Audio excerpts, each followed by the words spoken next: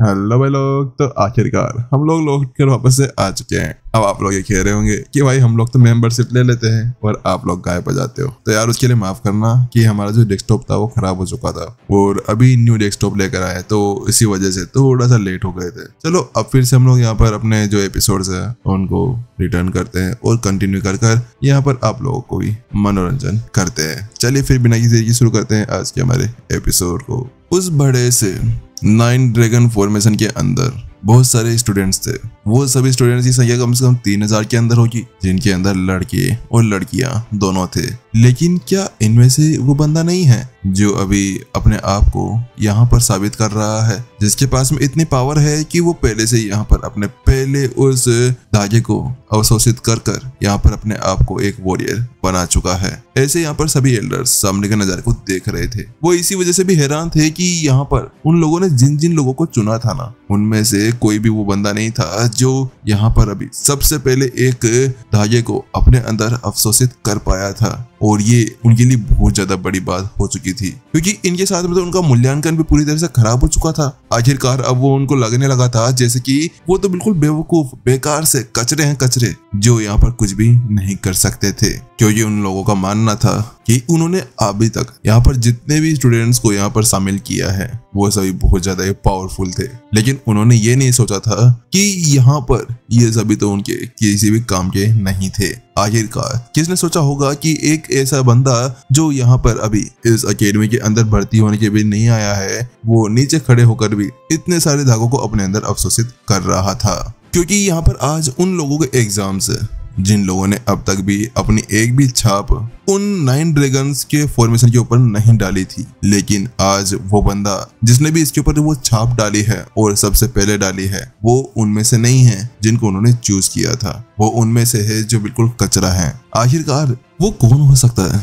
वो कौन है? क्या वो वास्तव में इतना ज्यादा पावरफुल है जिसने बिना कुछ ट्रेनिंग के इस तरह से कुछ कर लिया है? ऐसे ही वो सारे एल्डर्स उन सभी को देखते हुए बातें करने लगते हैं। लेकिन जब वो बातें कर ही रहे थे कि उसी बीच यहाँ पर जो एल्डर माधव थे उनकी आवाज आती है और वो कहने लगते हैं, अरे क्या हुआ? अगर उसने यहाँ पर अपने पहले एक धागे को अवशोषित कर लिया है तो अब यहाँ पर उस पहले धागे के अलावा वो और कुछ नहीं कर सकता है। क्योंकि तुम सभी को भी पता होगा कि पहला धागा तो कोई भी यहाँ पर अवशोषित कर सकता है, लेकिन जो अगला वाला धागा होता है उसको करना और भी ज्यादा मुश्किल हो जाता है। क्योंकि वास्तव में स्वर्ग की इस ऊर्जा को इकट्ठी करने और उसको अवशोषित करना, यानी कि पहले धागे को अवशोषित करना, कोई इतने ज्यादा मतलब या इतना जरूरी नहीं माना जा सकता था। ये तो एक नॉर्मल सी चीज थी जिसको अवशोषित करना बहुत ज्यादा आराम से था। तो उसी की बात सुनने के साथ में एक और एल्डर वहां पर कहने लगते हैं, हाँ ये तो आपने सही कहा है। वास्तव में मानना पड़ेगा कि यहाँ पर उस बंदे ने चाहे से इसको अवशोषित कर लिया है, लेकिन एक धागे को अवशोषित करना तो बहुत ज्यादा आसान माना जाता है। देखते हैं कि वो यहाँ पर दूसरे धागे को भी क्या वो अवशोषित कर पाता है। मुझे लगता है कि उसकी यही लिमिट होगी। यहाँ पर करते हुए वो सभी लोग अब फिर से अपने उन सभी विचारों को चेंज करने लगते हैं जिन विचारों के बारे में वो लोग सोचते जा रहे थे। लेकिन जब वो इसी बारे में सोच विचार कर ही रहे थे कि अचानक से उन सभी के मुंह फटे फटे रह जाते हैं। वो लोग अपनी बात पूरी कर पाते कि उससे पहले ही वो लोग अपने सामने का नजारा देखकर वहीं पर ही हैरान रह चुके थे। क्योंकि एक बार फिर से वो अपने सामने का वो स्क्रीन को देखते हैं जहां पर उन सभी के नाम आ रहे थे। वहां पर फिर से वो जो स्क्रीन थी वो एक और बार रिफ्रेश होती है और जैसे वो स्क्रीन रिफ्रेश होती है कि उसके साथ में ही नाम कोई नहीं पर इसके धागे 2। और इसको इतनी तेजी से होते हुए देखकर यहाँ पर उन सभी के नीचे से उनकी धरती हिल जाती है। जो उन लोगों ने सोचा था वो तो बिल्कुल झूठा निकला। उन्हें ऐसा लगा था कि यहाँ पर अब कोई भी उस चीज को अवशोषित नहीं कर पाएगा, लेकिन फिर से उस बंदे ने एक और बार उन सभी को झूठा कर दिया। जहाँ पर सभी लोग अभी उस चीज को कर रहे थे कि यहाँ पर वो लोग अवशोषित कर सके, उन सभी स्टूडेंट्स के टेस्ट हो रहे थे, वहीं ये बंदा पहले से 2 धागों को अपने अंदर एब्जॉर्ब और उन दोनों को यहाँ पर अवशोषित कर अपने अंदर मिला चुका था। वहीं जो वो माधव था जो इतनी देर से बहुत ज्यादा बड़बड़ कर रहा था, उसका भी मुंह पूरी तरह से बंद हो चुका था। उसको समझ नहीं आ रहा था कि अब वो कैसे उन लोगों को समझाए कि आखिरकार उसका वो जो अवलोकन था वो पूरी तरह से चेंज हो चुका था। उसको आखिरकार ये भी तो नहीं पता था ना कि उसके सामने अभी जो भी है ना वो और कोई नहीं, वो तबाही का देवता था। अगर उसके सामने तुम लोग ज्यादा बोलने की हिम्मत करोगे ना तो उसके बाद में तुम्हारे माथे पर, तुम्हारे मुंह पर इतना ज्यादा जोरदार तमाचा लगेगा कि उसके बाद में तुम लोग अपना मुंह किसी को दिखाने लायक नहीं रहोगे। वहीं अब जो माधव था वो फिर से अपने आप को शांत कराता है। वो फिर से कहता है, अरे अरे क्या हो गया? अगर उसने यहाँ पर 2 धागों को अवशोषित कर लिया है तो अभी तो उसको अपनी प्रतिभा दिखाने से बहुत ज्यादा दूर होना चाहिए। आखिरकार तुम्हें पता होगा कि 2 धागे तो चलो कोई भी कर लेगा, लेकिन उसको कम से कम अभी यहाँ पर बहुत सारे धागों को अवशोषित करना होगा। जो माधव था वो अभी भी अपनी हार मानने के काबिल नहीं था। वो अभी फिर से वहां पर उन सभी को भड़काने लगता है कि ये तो छोटी मोटी चीजें हैं, ऐसा तो और कोई कर सकता है। लेकिन जब माधव इसी बारे में कहकर उन सभी को बता रहा था तभी उसी अचानक से उसकी निगाहें एक एल्डर के चेहरे के ऊपर गिरती है। तो वो देखता है कि वो एल्डर की आंखें फटी थी और उसका मुंह यहाँ पर पूरी तरह से पसीने से भीग चुका था। उसको देखते हुए माधव कहता है, आप क्या हो गया? आप इतना सदमे में कैसे हैं? तो वो जो एल्डर था वो केवल अपना हाथ आगे कर देता है और फिर से वो स्क्रीन की ओर अपना इशारा करता है। जैसे ही वो स्क्रीन की तरफ इशारा करता है तो माधव फिर से अपनी जगह पर जम जाता है। नहीं, फिर से नहीं, क्या ये फिर से है? लेकिन जब वो फिर से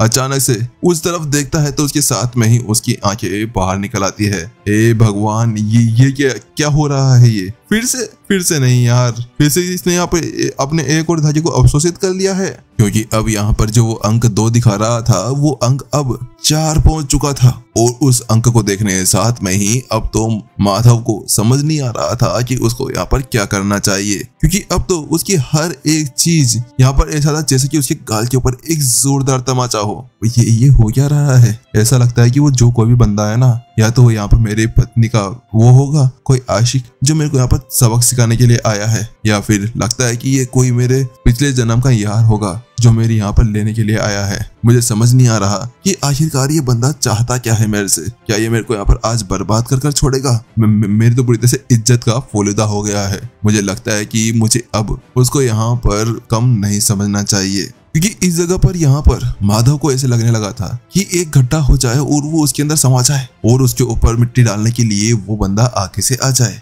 उसके साथ में अब माधव थोड़ी देर बाद में रुकता है और फिर से कहने लगता है, क्या ये जो लड़का है ये वास्तव में वहां पर स्टेज के नीचे खड़ा होकर ऐसा कुछ कर रहा है, या फिर वो अभी भी यहाँ पर उस स्टेज के ऊपर ही है? क्योंकि वास्तव में इस तरह से एनर्जी को एब्जॉर्ब करना ये दिखाता है कि वो जो भी बंदा है ना वो अभी कम से कम 7वीं कक्षा के आसपास में होगा, और ये भी बहुत ज्यादा एक अच्छी चीज मानी जा सकती है। ये एक प्रतिभा का मान था कि वो इस तरह से कुछ कर सकता था। लेकिन ये अफसोस की बात थी कि उस बंदे का यहाँ पर कोई भी नाम नहीं हो रहा था। लेकिन वो कहता है, मुझे लगता है कि ये भी बिल्कुल वहाँ पर अप्रभावी होने वाला है। लेकिन जैसे ही यहाँ पर माधव वह शब्द कहता है तो उसके साथ में यहाँ पर दूसरे एल्डर्स को देखने लगते हैं और वो कहने लगते हैं, आपका कहने का मतलब क्या है कि वो अप्रभावी हो सकता है? तो उसके साथ में माधव कहने लगता है, अरे बात कुछ ऐसी है कि आप लोगों को तो पता ही होगा कि स्टेज के नीचे की जो एनर्जी होती है वो अलग होती है और स्टेज के ऊपर की एनर्जी अलग होती है। अगर यहाँ पर ये बंदा पहले धागे को अवशोषित कर चुका है तो इसका मतलब ये है कि दूसरे धागे की जो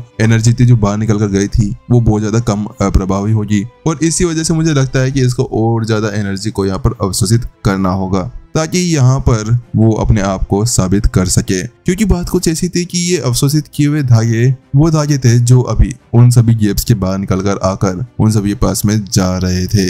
उसके साथ में वो कहने लगता है, लेकिन अब आप सभी को तो ये पता ही होगा कि जैसे जैसे यहाँ पर संख्या बढ़ती जाएगी वैसे वैसे ही यहाँ पर उन सभी की ताकत भी बढ़ती जाएगी। अगर ऐसे ताकत बढ़ती जाती है तो उसके साथ में क्या होगा, वो यहाँ पर उन सभी चीजों को अवशोषित नहीं कर पाएगा और उसको एक ऐसे मोड़ के ऊपर लाकर खड़ा कर देगा जहाँ पर उसको बंद करना होगा। क्योंकि यहाँ पर 9 ड्रैगन फॉर्मेशन के अंदर इस तरह से एनर्जी को एब्जॉर्ब करना कोई आसान काम नहीं माना जा सकता था। इसको एब्जॉर्ब करना बहुत ज्यादा मुश्किल था। लेकिन वहीं दूसरी तरफ एक एल्डर कहता है, हाँ वो तो ठीक है, लेकिन इस चीज को भी एब्जॉर्ब करना कोई इजी काम नहीं था। आखिरकार अब हम लोग उस बंदे को यहाँ से जाने नहीं दे सकते हैं। वो हमारे लिए एक बहुत ज्यादा इम्पोर्टेंट चीज हो सकती है। आखिरकार अब वो हमारी इस अकेडमी को एक नई ऊंचाइयों तक लेकर जाएगा। अगर वो इस अकेडमी के अंदर आ जाता है तो आखिरकार हम लोग ऐसी प्रतिभा को कैसे अपने हाथ से जाने दे सकते हैं? क्या पता वो दूसरी अकेडमी के अंदर चला जाए और वहां जाने के साथ में ही वो हमें एक अच्छा परिणाम